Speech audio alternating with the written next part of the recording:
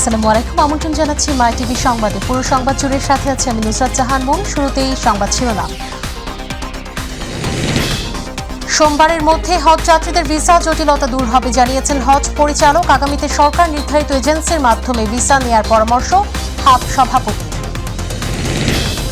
নাগরিকদের প্রতি যে কোনো ধরনের বৈষম্য আইনের শাসনের পরিপন্থী বলেন রাষ্ট্রপতি। অসাম্প্রদায়িকতা বোধ সামাজিক যোগাযোগ মাধ্যমে ছড়িয়ে দেওয়ার তাগিদ।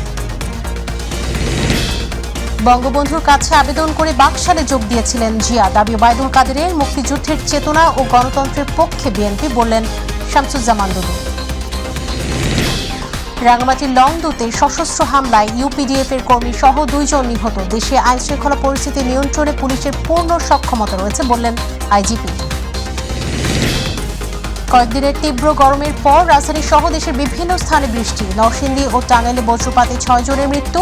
বঙ্গোপসাগরে লঘুচাপ সৃষ্টির আশঙ্কা।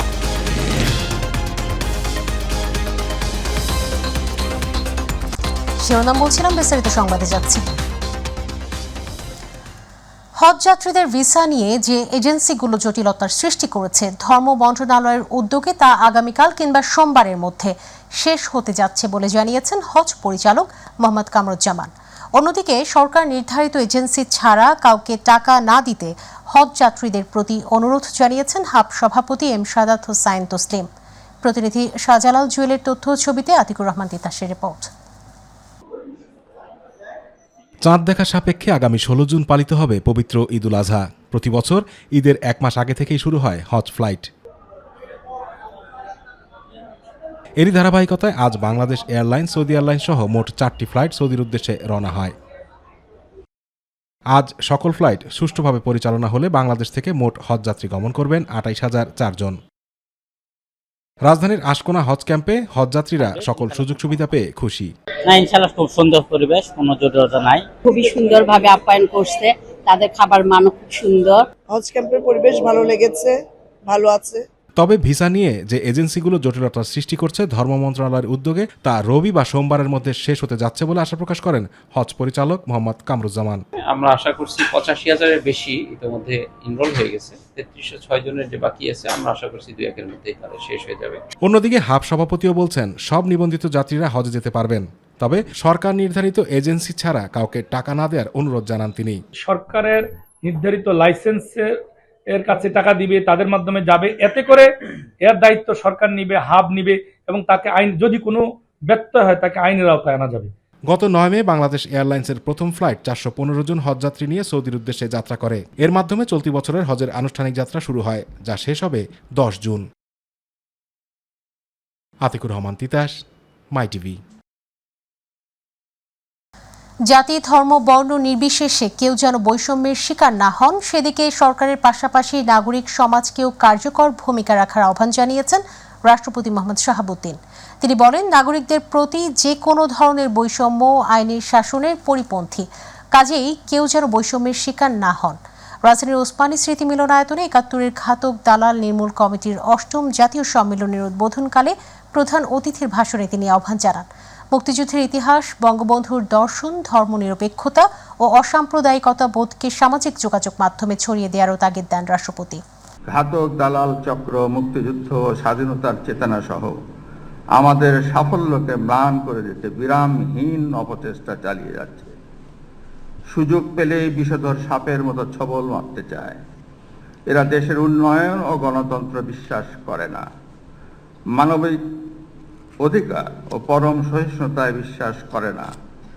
এরা নিজেদের ও তাদের দেশি বিদেশি প্রভুদের স্বার্থে দেশ ও জনগণকে ব্যবহার করতে চায়। দেশের স্বাধীনতা সার্বভৌমত্ব অক্ষুণ্ণ রেখে উন্নয়ন ও অগ্রগতির অব্যাহত রাখতে এবং সর্বস্তরের স্বাধীনতা ও মুক্তিযুদ্ধের চেতনাকে ছড়িয়ে দিতে 71-এর পরাজিত শক্তি ঘাতক দালালদের বিরুদ্ধে সর্বাত্মক প্রতিরোধ আমাদের গড়ে তুলতে হবে। আওয়ামী লীগ সাধারণ সম্পাদক, সড়ক পরিবহন ও সেতুমন্ত্রী ওবায়দুল কাদের বলেছেন, বিএনপির প্রতিষ্ঠাতা জিয়াউর রহমান জাতির পিতা বঙ্গবন্ধু শেখ মুজিবুর রহমানের কাছে আবেদন করে বাকশালে যোগ দিয়েছিলেন।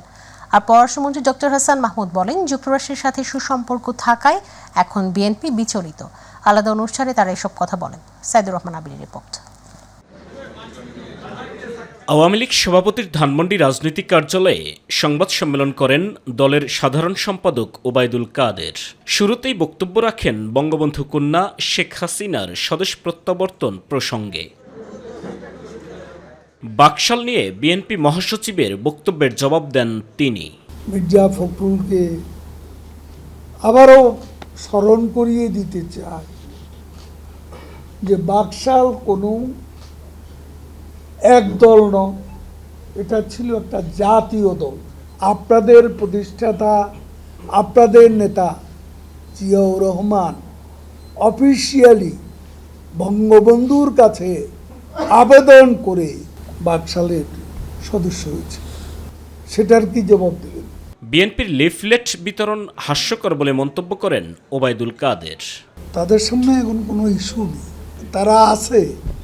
এটা বোঝানোর জন্য শেষ পর্যন্ত গণ অভ্যুত্থান থেকে লিফলেট বিতরণে আসতে হলো। চট্টগ্রামে প্রধানমন্ত্রী শেখ হাসিনার স্বদেশ প্রত্যাবর্তন দিবস উপলক্ষে মহানগর আওয়ামী লীগ আয়োজিত আলোচনা সভায় মার্কিন যুক্তরাষ্ট্রের সাথে আওয়ামী লীগ সরকারের সুসম্পর্ক হচ্ছে বলে জানান পররাষ্ট্রমন্ত্রী ডক্টর হাসান মাহমুদ। মার্কিন যুক্তরাষ্ট্রের সাথে সম্পর্ক আমাদের অত্যন্ত চমৎকার। আমরা সম্পর্ককে এগিয়ে নিয়ে যাওয়ার লক্ষ্যেই কাজ করছি, এই জন্যই বিএনপির মাথাটা বেশি খারাপ। এদিকে শেখ হাসিনার স্বদেশ প্রত্যাবর্তন দিবস উপলক্ষে স্বেচ্ছাসেবক লীগ আয়োজিত এক আনন্দ শোভাযাত্রার আয়োজন করা হয়। রাজধানীর ইঞ্জিনিয়ার্স ইনস্টিটিউশন থেকে শোভাযাত্রাটি ধানমন্ডি ৩২-এ গিয়ে শেষ হয়। সাইদুর রহমান আবির, মাই টিভি, ঢাকা। বিএনপির ভাইস চেয়ারম্যান শামসুজ্জামান দুদু বলেছেন, বিএনপি ভোট বর্জন করে মুক্তিযুদ্ধের চেতনা ও গণতন্ত্রের পক্ষে অবস্থান নিয়েছে। দেশবাসী এই সিদ্ধান্তকে অকুণ্ঠ সমর্থন দিয়েছে। সকালে যশোর শহরের বড়বাজারে নির্বাচন বর্জনের আহ্বান জানিয়ে লিফলেট বিতরণ কর্মসূচির উদ্বোধন করার সময় তিনি কথা বলেন। বর্তমান সরকার, নির্বাচন কমিশন, প্রশাসন সহ সবকিছু ধ্বংস করে দিয়েছে বলে অভিযোগ করেন বিএনপির এই নেতা। আমাদের দলীয় সিদ্ধান্ত, এই সরকারের অধীনে, এই নির্বাচন কমিশনের অধীনে কোনো নির্বাচনে না যাওয়া। তার বাইরে যখন আমার দলে যে পর্যায়ের লোকই নির্বাচনের নামে যাবে, সেই মুহূর্ত থেকে সে আর দলের কোনো প্রাথমিক সদস্যও না। সেই জন্য আমার লোকরা নির্বাচনে যাচ্ছে, এটা ঠিক না। রাঙামাটির লংদুতে সশস্ত্র হামলায় গুলিবিদ্ধ হয়ে প্রসিত বিকাশ নেতৃত্বাধীন ইউপিডিএফ এর কর্মী সহ 2 জন নিহতের খবর পাওয়া গেছে। ইউপিডিএফ এই ঘটনায় সন্তু লারমা নেতৃত্বাধীন জনসংহতি সমিতি জেএসএস গ্রুপকে দায়ী করেছে। সকালে লংদুত উপজেলার লংগদু ইউনিয়নের মনপতি বাজার এলাকায় এই ঘটনা ঘটে। নিহতরা হলেন ইউপিডিএফ সদস্যের 3 চাকমা ও দুদকছড়া গ্রামের জুরেন্দ্র চাকমার ছেলে ধন্যমতি চাকমা। আইজিপি চৌধুরী আব্দুল আল মামুন বলেছেন, দেশে আইনশৃঙ্খলার যে কোনো পরিস্থিতি নিয়ন্ত্রণে পুলিশের পূর্ণ সক্ষমতা রয়েছে। জঙ্গিবাদ, সন্ত্রাসবাদ নিয়ন্ত্রণে সমন্বিত উদ্যোগ কার্যকরভাবে সফল হয়েছে। এছাড়া সড়কে শৃঙ্খলা রক্ষায় প্রয়োজনীয় লোকবল পুলিশের রয়েছে। মৌলভীবাজারে বিভিন্ন স্থাপনার উদ্বোধন শেষে এসব কথা বলেন তিনি। বিকেলে মৌলভীবাজার পুলিশ লাইনে মুক্তিযুদ্ধ বিষয়ক টেরাকোটা মৃত্যুঞ্জয়ীর উদ্বোধন করেন বাংলাদেশ পুলিশের আইজিপি চৌধুরী আব্দুল আল মামুন। এরপর পুলিশ সুপার কার্যালয় মুজিব কর্নার উদ্বোধন ও পরিদর্শন করেন তিনি। সন্ত্রাসবাদ দমনে দেখেছেন আপনারা, আসলে এই কাজগুলো আমরা ইন্টেলিজেন্স লেড অপারেশন পরিচালনা করি এবং অনেক ক্ষেত্রেই আমরা সারপ্রাইজ হই যখন হঠাৎ করে আমরা বড় ধরনের অভিযান পরিচালনা করি। অনেকেই আমরা জানি না, আমরা যেটা করি। তো এটা আমাদের যারা ইন্টেলিজেন্স কালেক্ট করে তারা এটা নিয়ে কাজ করছে, কখন কোন দিকে কি হচ্ছে এটার গতি প্রকৃতি বিশ্লেষণ করে তারা যথাযথ কাজ করছে। এবং আপনারা লক্ষ্য করেছেন আলহামদুলিল্লাহ যে আমাদের অভিযানগুলো সফল হচ্ছে এবং তাদেরকে আমরা কার্যকরভাবে নিয়ন্ত্রণ করতে সক্ষম হচ্ছি। তো এটা কখন কোথায় তারা করছে, এটা কোন দিকে বিস্তার হচ্ছে, এটাও কিন্তু আমরা নজরে রাখছি বলেই আমরা কিন্তু যথাসময়ে আমরা আমাদের আভিযানিক কার্যক্রম পরিচালনা করতে সক্ষম হচ্ছি। কয়েকদিনের তীব্র গরমের পর রাজধানী সহ দেশের বিভিন্ন স্থানে বৃষ্টি শুরু হয়েছে। চলতি সপ্তাহেই বঙ্গোপসাগরে লঘুচাপ সৃষ্টি হতে পারে বলেও জানিয়েছে আবহাওয়া অধিদপ্তর। এদিকে বৃষ্টি শুরুর দিনেই নরসিংদীতে ও টাঙ্গাইলে বজ্রপাতে 2 ভাই সহ 6 জনের মৃত্যু হয়েছে। ইলিয়াস কমলের রিপোর্ট। কয়েকদিনের তীব্র গরমে যখন জনজীবন অতিষ্ঠ, এমন সময় স্বস্তির বাতাস হিসেবে রাজধানী সহ দেশের বিভিন্ন স্থানে বৃষ্টি শুরু হয়েছে। ফলে গরমে হাঁসফাঁস করা নাগরিক জীবনে স্বস্তি ফিরে এসেছে। 2 দিনের মধ্যেই বৃষ্টিপাত আরও বাড়বে বলে জানিয়েছে আবহাওয়া অধিদপ্তর। একই সাথে এই সপ্তাহেই বঙ্গোপসাগরে সৃষ্টি হতে পারে নতুন লঘুচাপ। এটি কোন দিকে যাবে সে বিষয়ে নিশ্চিত করতে না পারলেও আবহাওয়া অফিস বলছে সোমবারের পর থেকে দেশে বৃষ্টিপাতের পরিমাণ বাড়বে। ঢাকা, ময়মনসিংহ, সিলেট, খুলনা এবং চট্টগ্রাম বিভাগের কিছু কিছু জায়গায়, রাজশাহী, রংপুর এবং বরিশাল বিভাগের 2-1 জায়গায় বৃষ্টি অথবা বজ্রসহ বৃষ্টিপাতের সম্ভাবনা আছে।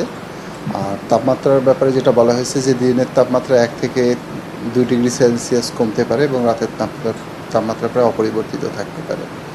আর যে বিদ্যমান যে তাপপ্রবাহ, এটা বৃষ্টিপাতের বৃদ্ধির সাথে সাথেই বিভিন্ন এলাকা থেকে প্রশমিত হবে। এদিকে বৃষ্টি শুরু হওয়ার সাথে সাথে সারা দেশে শুরু হয়েছে বজ্রপাতে মৃত্যুর সংখ্যাও। নরসিংদীর পৃথক 2 স্থানে বজ্রপাতে মা ছেলে সহ 4 জন নিহত হয়েছে, আহত হয়েছে আরও 2 জন। সকালে সদর উপজেলার দুর্গম চরাঞ্চল আলুকবালি ও হাজিপুর ইউনিয়নে এই ঘটনা ঘটে। টাঙ্গাইলের কালিহাতীতে ধান কাটতে গিয়ে বজ্রপাতে প্রাণ হারিয়েছে 2 ভাই। সকালে উপজেলার বীর বাসিন্দা ইউনিয়নের নোয়াবাড়ি গ্রামে দিনাজপুর পীরগঞ্জের 2 খালাতো ভাই প্রাণ হারান। এ সময় আহত হন আরও 4 জন। তাদের উদ্ধার করে উপজেলা স্বাস্থ্য কমপ্লেক্সে ভর্তি করা হয়েছে। ইলিয়াস কমল, মাইটিভি। নির্বাচন কমিশনার ব্রিগেডিয়ার আহসান হাবিব খান বলেছেন, কেন্দ্র দখল তো দূরের কথা, কেন্দ্রে যদি একটিও জাল ভোট পড়ে তাহলে সেই কেন্দ্র বন্ধ করে দেওয়া হবে। দুপুরে ঝালকাঠিতে উপজেলা নির্বাচনের প্রার্থীদের সাথে মতবিনিময় শেষে তিনি সাংবাদিকদের এক প্রশ্নের জবাবে একথা বলেন। তিনি বলেন, যে কোনো মূল্যে অবাধ, সুষ্ঠু, নিরপেক্ষ ও গ্রহণযোগ্য নির্বাচন নিশ্চিত করা হবে। কোনো প্রার্থী আচরণবিধি ভঙ্গ বা নির্বাচনী অপরাধ করলে তাৎক্ষণিকভাবে কঠোর আইনগত ব্যবস্থা নেওয়া হবে। এক গ্লাস দুধের মধ্যে যে একটা কালো পিঁপড়া থাকতে পারে, একেবারে 100% যে আমরা জিতে পারবো তাহলে আমাদের চেষ্টার কোনো ত্রুটি আছে কিনা, আন্তরিকতার কোনো ত্রুটি আছে কিনা, সেটা আপনারাই জবাব দেবেন।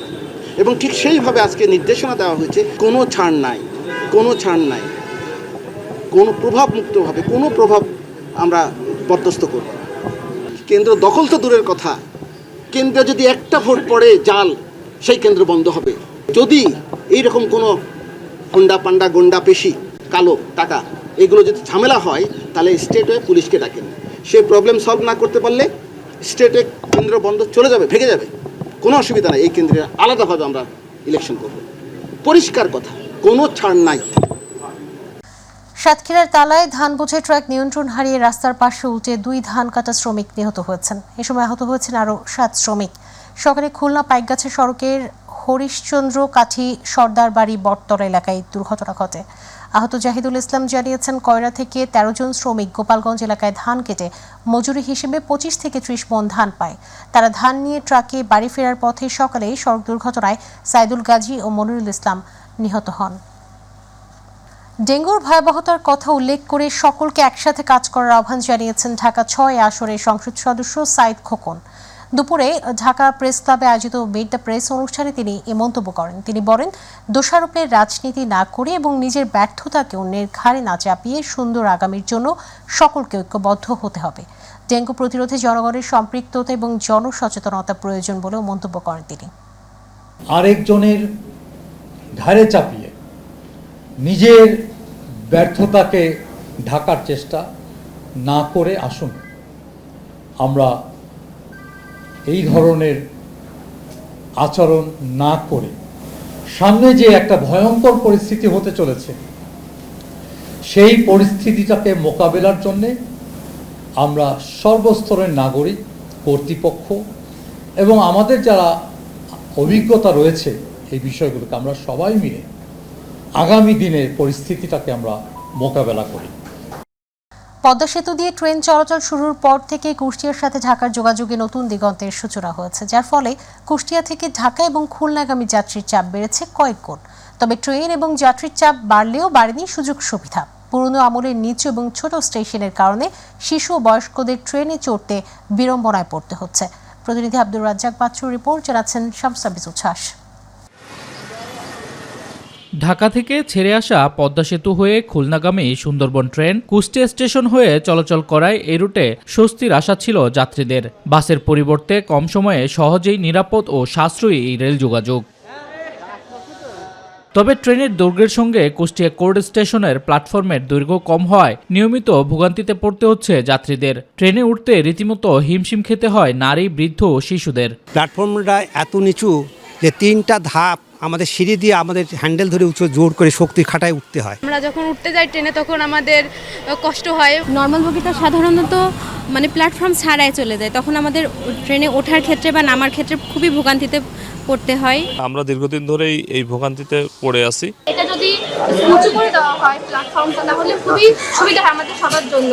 রেল লাইনের পাশে অতিরিক্ত দোকান, পথচারীদের জন্য রেলিং দেয় এবং প্ল্যাটফর্মের বাইরে হওয়ায় ট্রেন থেকে নামা ও ওঠার সময় ভোগান্তি পোহাতে হয়। হুড়োহুড়ি করে নামতে গিয়ে প্রায়ই ঘটছে নানা দুর্ঘটনা। পাশাপাশি নিয়মিতই দেখা যায় পকেটমারের উপদ্রব। বিভাগীয় কর্মকর্তা যারা বড় বড় অফিসার তারা দেখাশোনা করে, তারা এখান থেকে এসে সব কিছু দেখে শুনে গেছে, কখন কী করতে হবে তারা সব কিছু ঠিকঠাক করে নিয়ে যে কোনো মুহূর্তে হয়তো টেন্ডারের মাধ্যমে এটা কাজ আরম্ভ হবে। যাত্রীদের কথা মাথায় রেখে দুর্ভোগের বিষয়টি ঊর্ধ্বতন কর্তৃপক্ষকে লিখিত আকারে জানানো হয়েছে বলে জানিয়েছে এই কর্মকর্তা। আমরা চিঠি লিখেছি, ঊর্ধ্বতন কর্মকর্তারাও বিষয়টা জানেন, তাদের অবগত আছে, তারা এটা নিয়ে অনেক চিন্তাভাবনা করছে। হয়তো খুব শীঘ্রই স্টেশনের প্ল্যাটফর্মটা উঁচু করার চিন্তাভাবনা চলছে, উঁচু করবে বা টেন্ডারও হয়ে গেছে। যাত্রী দুর্ভোগ কমাতে দ্রুত স্টেশনটি অবকাঠামো উন্নয়ন সহ সার্বিক উন্নয়নে কাজ শুরু হবে দাবি জানিয়েছেন সাধারণ যাত্রীরা। শামস তাবরিজ উচ্ছ্বাস, মাই টিভি নিউজ ডেস্ক। রাজধানীর কারওয়ান বাজারে হোটেল বা লাভঞ্চির জেনারেটর কক্ষ আগুনে পুড়ে গেছে, তবে বড় ধরনের কোনো ক্ষয়ক্ষতি হয়নি বলে জানিয়েছেন ফায়ার সার্ভিস। ফায়ার সার্ভিসের নিয়ন্ত্রণ কক্ষ থেকে জানা গেছে, হোটেলের জেনারেটর কক্ষে সকাল 10:17 আগুন লাগে এবং 10:45 তা নিয়ন্ত্রণে আনা হয়। আগুনে ওই কক্ষের সিলিং এবং কিছু তার পড়ে গেছে। আশপাশে কিছু মালামাল ছিল, সেসব সরিয়ে ফেলায় বড় ধরনের কোনো ঘটনা ঘটেনি বলেও জানিয়েছে ফায়ার সার্ভিস। বিদ্যুতের শর্ট সার্কিট থেকে আগুন লাগতে পারে বলে ধারণা করা হচ্ছে। সার্ভিস আসে প্রায় 1.5 ঘন্টা চেষ্টা করে তারা আগুনটা নিয়ন্ত্রণে এনেছে। এখন মোটামুটি পরিবেশ শান্ত এবং তেমন কোনো ক্ষয়ক্ষতি হয়নি। 11:57 আগুন সম্পূর্ণ নির্বাপন করা হয়। আগুনের ক্ষয়ক্ষতি তদন্ত সবাইকে পাওয়া যাবে, তবে আমরা যেটা আইডেন্টিফাই করছি যে এখানে একটা এসি থেকে শর্ট সার্কিটের কারণে প্রবাসের সংবাদ।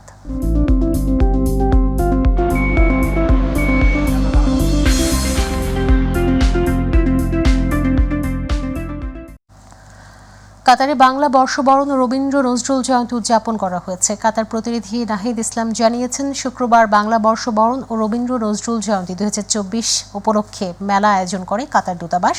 মেলার উদ্বোধন করেন রাষ্ট্রদূত নজরুল ইসলাম ও বাংলাদেশ থেকে আগত নির্বাচন কমিশনের সচিব মোহাম্মদ জাহাঙ্গীর আলম। এ সময় কমিউনিটির বিশিষ্ট ব্যক্তিবর্গ উপস্থিত ছিলেন। বিকেল 4টা থেকে মধ্যরাত পর্যন্ত মেলা চলে। সন্ধ্যা থেকে মেলার মঞ্চে নাচে গানে কবিতা আবৃত্তি দিয়ে মাতিয়ে রাখে এপার বাংলা ওপার বাংলার প্রবাসী শিল্পীরা। এর সাথে সংবাদের শেষ প্রান্তে আমরা শিরোনাম জানিয়ে দিচ্ছি আরও একবার। সোমবারের মধ্যে হজ যাত্রীদের ভিসা জটিলতা দূর হবে জানিয়েছেন হজ পরিচালক। আগামীতে সরকার নির্ধারিত এজেন্সির মাধ্যমে ভিসা নেওয়ার পরামর্শ হাব সভাপতি। নাগরিকদের প্রতি যে কোনো ধরনের বৈষম্য আইনের শাসনের পরিপন্থী বললেন রাষ্ট্রপতি। অসাম্প্রদায়িকতা বোধ সামাজিক যোগাযোগ মাধ্যমে ছড়িয়ে দেওয়ার তাগিদ। বঙ্গবন্ধুর কাছে আবেদন করে বাকশালে যোগ দিয়েছিলেন জিয়া, দাবি ওবায়দুল কাদেরের। মুক্তিযুদ্ধের চেতনা ও গণতন্ত্রের পক্ষে বিএনপি বললেন শামসুজ্জামান দুদু। রাঙামাটির লংগদুতে সশস্ত্র হামলায় ইউপিডিএফ এর কর্মী সহ 2 জন নিহত। দেশে আইন শৃঙ্খলা পরিস্থিতির নিয়ন্ত্রণে পুলিশের পূর্ণ সক্ষমতা রয়েছে বললেন আইজিপি। কয়েকদিনের তীব্র গরমের পর রাজধানী সহ দেশের বিভিন্ন স্থানে বৃষ্টি। নরসিংদী ও টাঙ্গাইলে বজ্রপাতে 6 জনের মৃত্যু। বঙ্গোপসাগরে লঘুচাপ সৃষ্টির আশঙ্কা।